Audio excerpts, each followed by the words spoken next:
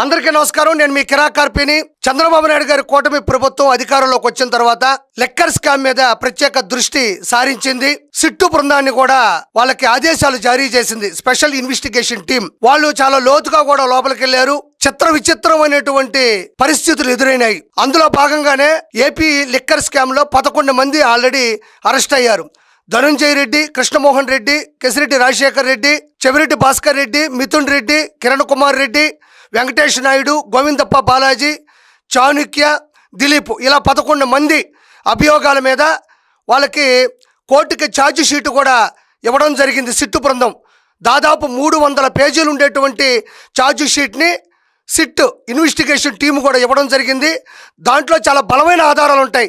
ఎవరెవరు మాట్లాడుకున్నారు, ఏ లొకేషన్లకు రమ్మన్నారు, ఎవరితో ఏ చాటింగ్ ఉంది, ఫోన్ కాల్స్ ఎలా ఉన్నాయి, ఎవరెవరు బృందంగా వీటిలో మలుచుకొని ఉన్నారు, అన్ని డీటెయిల్స్ను కూడా సూక్ష్మంగా భూతద్దంలో పెట్టి చూసినట్టుగా కూడా 300 పేజీలు దాదాపు ఛార్జ్ షీటు కోర్టుకి సిట్టు బృందం ఇవ్వడం జరిగింది. అయితే దీంట్లో అబ్బురు పడేటువంటి షాకింగ్ న్యూస్లు కూడా బయటకు వస్తూ ఉన్నాయి. అందులో ఏంటి అంటే, పాత రోజుల్లో డిస్టిలరీస్ కంపెనీస్ అంటే జాతీయ అంతర్జాతీయ మద్యాన్ని సరఫరా చేసేటువంటి అంటే జాతీయ అంతర్జాతీయ బ్రాండ్లు మనం చూస్తూ ఉంటాం. వైన్ షాపుల్లో మంచి మంచి బ్రాండ్లు ఉంటాయి చూసారా, అలాంటి బ్రాండ్కు సంబంధించినటువంటి డిస్టిలరీస్ కంపెనీస్ని కూడా వాళ్ళు గన్నపెట్టి భయపెట్టి నాసిరకం మందుకు సంబంధించినటువంటి ఫార్ములాని వాళ్ళకి అందించి వాళ్ళ చేత అది బలవంతంగా తయారు చేయించి వాటి మీద కమిషన్లు అంటే మద్యం కేసులు ఉంటాయి కదా, బీర్లు కావచ్చు, వోడ్కా కావచ్చు, బ్రాండీ కావచ్చు, వైన్స్ కావచ్చు, లేకపోతే బ్రేజర్లు కావచ్చు, బీర్లు కావచ్చు, ఈ కేసుల మీద వాళ్ళు 150 నుంచి 250 రూపాయల వరకు కూడా దాదాపు కమిషన్లు తీసుకొని ముడుపులు చెల్లించుకోవాల్సిన పరిస్థితి వచ్చింది.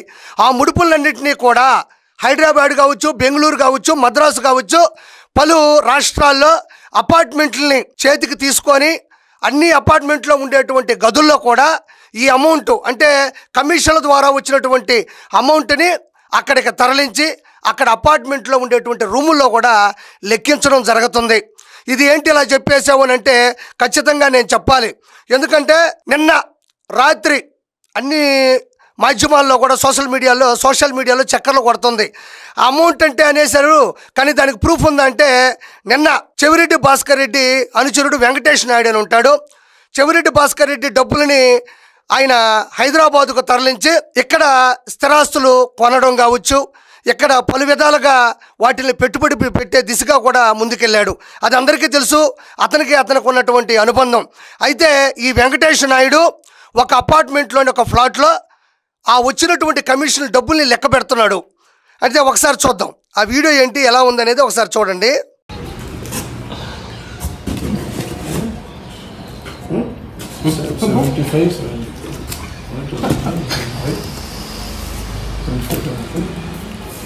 ఇది ఇప్పుడు 25 ఉంది కదా, 25 వీడికి 4 ఉంటుంది.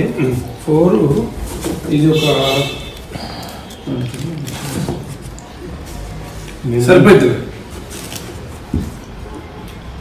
సరిపోతుంది 5 ఉంది మొత్తం టోటల్.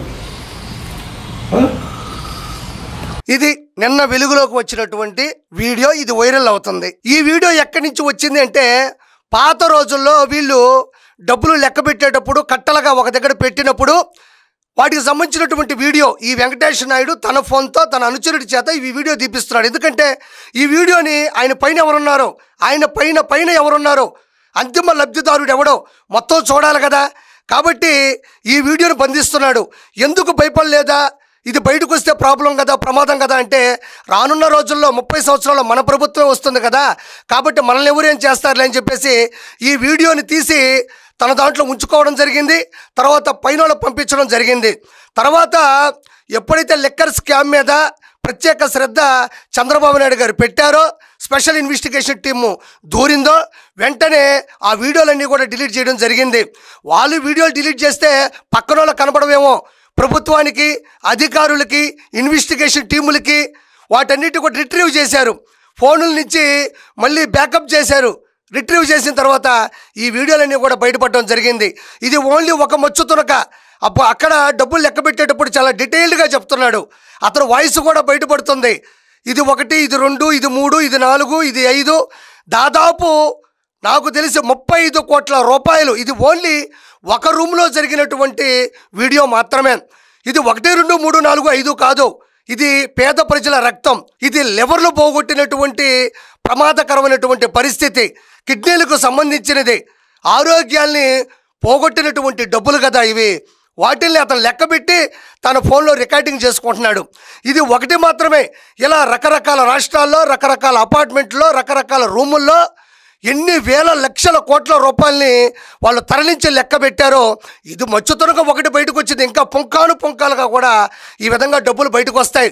ఇది కేవలం ఒక అనుచరుడు వెంకటేష్ నాయుడుదే. ఇంకా చాలామంది ఉన్నారు వీళ్ళ అనుచరులు, వీళ్ళ బ్రోకర్లు. ఈ డబ్బులన్నింటినీ కూడా రకరకాల చోట్ల లెక్కబెట్టి వీటన్నిటినీ కూడా ఏం చేశారయ్యా అంటే, జింబాబ్వే అంటే అదే ఆఫ్రికా దేశాలైనటువంటి జింబాబ్వే, టాంజానియా, జాంబియా లాంటి దేశాల్లో మైనింగ్ వ్యాపారాలు చేశారు.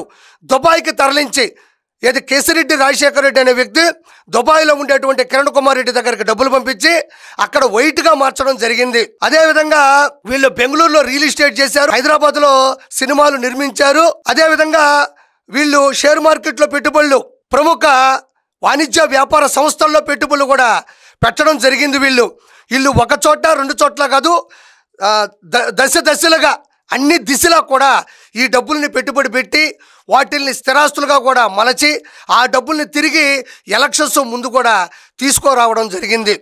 ఇందులో ప్రతి ఒక్కరూ కూడా ముద్దాయిలే. A40, A45 వరకు ఉన్నారు ముద్దాయిలు.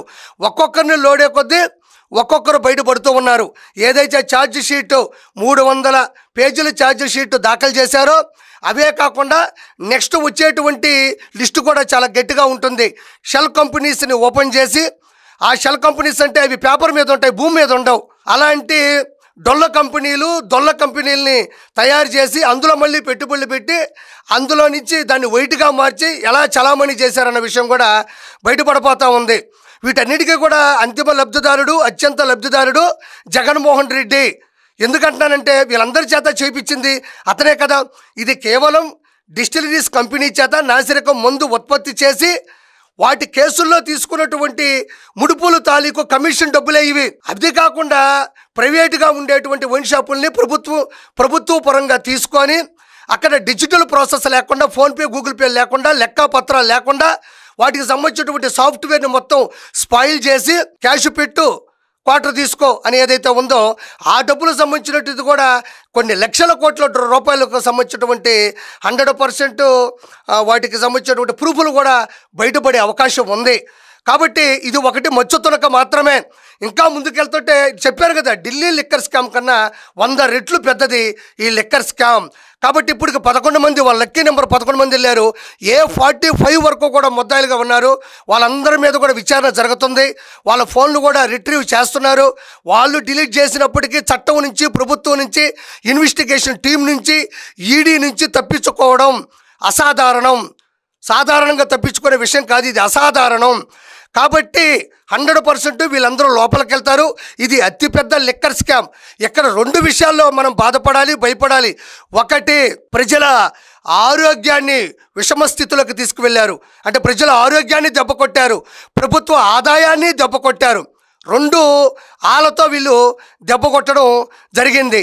ఈ లిక్కర్ స్కామ్ వల్ల డబ్బులు ఇలా దోచుకుంటే నాసిరకమైన మందుని ప్రజల నోట్లో పోసి దాదాపు 35,000 మంది చనిపోవడం జరిగింది.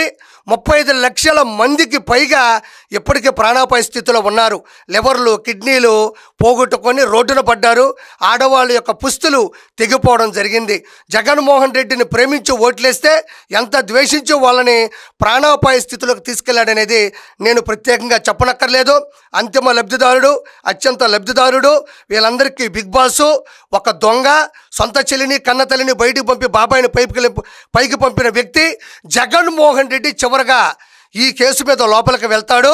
నేను ఇంతకుముందు కూడా చెప్పా, నిక్కర్ వేసుకున్న చిన్న పిల్లాన్ని అడిగినా చెప్తాడు, లిక్కర్ కేసులో జగన్మోహన్ రెడ్డి లోపలికి వెళ్తాడు. ఇది ఓన్లీ మచ్చుతొరక. రీసెంట్గా కూడా వరుణ్ పురుషోత్తం అనే వ్యక్తి కూడా ఇన్వెస్టిగేషన్లో చెప్పడం జరిగింది.